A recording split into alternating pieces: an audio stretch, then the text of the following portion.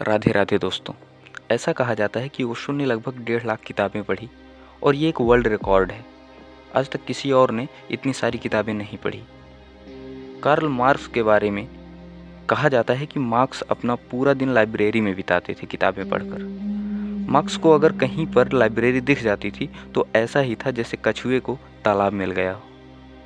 Marks का किताबों के प्रति इस तरह का लगाव था, लेकिन कार्ल मार्क्स के विषय में ये नहीं मिलता कि उन्होंने भी ओशो के जितना किताबें पढ़ी हो। विवेकानंद के बारे में तो ये कहा जाता है कि विवेकानंद किसी किताब को बगैर खोले ही पढ़ लेते थे। मैंने ये भी सुना है कि विवेकानंद दुकान से जो किताबें लाते थे उसे रात भर में ही पढ़कर वापस कर देते थे और उसी पैसे में दूसरी किताब ले लेते थे।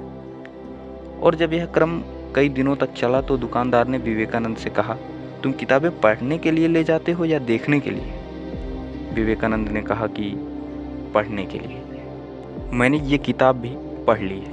आप मुझसे पूरी किताब में चाहे जहाँ से कुछ भी पूछ सकते हैं। जब दुकानदार ने पूछना शुरू किया, विवेकानंद ने पृष्ठ नंबर सहित सब कुछ बता दिया और ये सब देखकर दुकानदार हैरान रह गया। उसकी आंखें खुली की खुली रह गई। विवेकानंद के पास इस तरह की रीडिंग स्किल थी, इस तरह की रीडिंग पावर थी, लेकिन इसके बावजूद भी विवेकानंद के विषय में ओशो के जितना किताबें पढ़ने का कोई रिकॉर्ड नहीं है।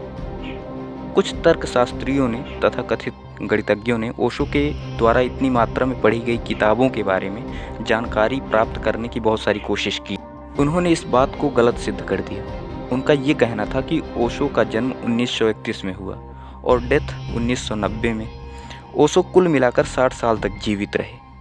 हम अगर मान लेते हैं कि ओशो ने 10 साल की उम्र से ही बुक्स पढ़ना स्टार्ट कर दिया था और लगातार 50 सालों तक पढ़ते रहे, तो उस हिसाब से एक दिन में ओशो अगर 5 बुक पढ़ते थे तो उस हिसाब से एक साल में 1825 किताबें हुई।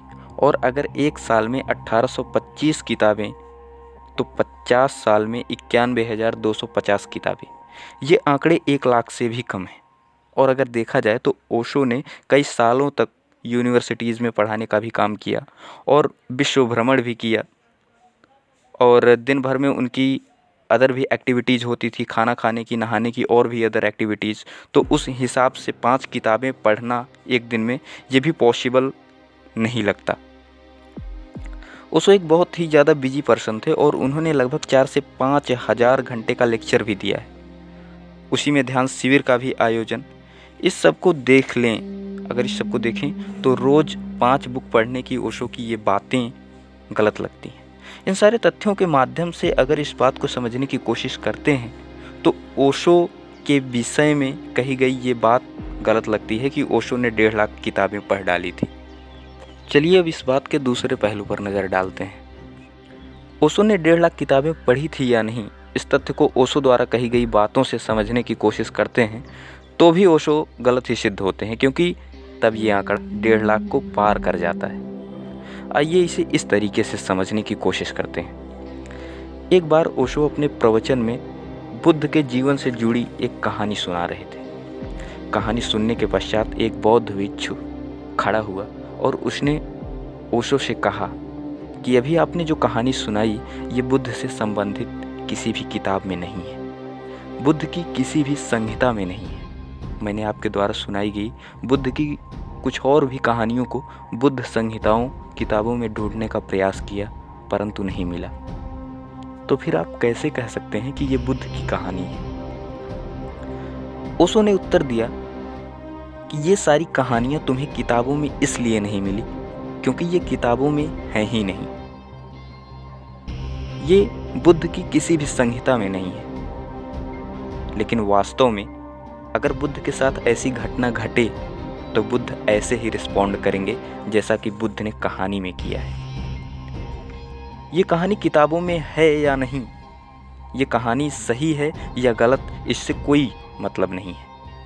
लेकिन मैं बुद्ध को आज तक जितना समझ सका हूँ उस आधार पर बता सकता हूँ कि आपके प्रश्न पर बुद्ध का क्या उत्तर होगा। किसी घटना पर अगर आज बुद्ध होते तो क्या रिस्पॉन्ड करते, मैं ये 100% बता सकता हूँ, क्योंकि मैं बुद्ध हो गया हूँ। Because Buddha is not a person, that is a character, और उस कैरेक्टर को कोई भी प्राप्त कर सकता है। शायद अब आपको आपका उत्तर मिल गया होगा। ओशो केवल एक आध्यात्मिक गुरु ही नहीं थे, वे एक बहुत बड़े मनोवैज्ञानिक भी थे, मनोचिकित्सक भी थे, तर्कशास्त्री, नीतिशास्त्री, दर्शन शास्त्री और उच्च स्तर के आध्यात्मिक वैज्ञानिक भी थे। और इस आधार पर ओशो किसी भी विचारक के एक किताब को ही पढ़कर उसके विचारों से इस प्रकार परिचित हो जाते थे, उसकी विचारधाराओं को इस प्रकार पहचान जाते थे कि वो बता सकते थे कि उस लेखक की इस मुद्दे पर क्या विचार हो सकते हैं। ओशो इस स्तर के मनोवैज्ञानिक थे कि वो किसी भी व्यक्ति के कुछ विचारों को सुनकर ही उसके मन स्थिति को बता सकते थे, उसके मन की बातों को बता सकते थे।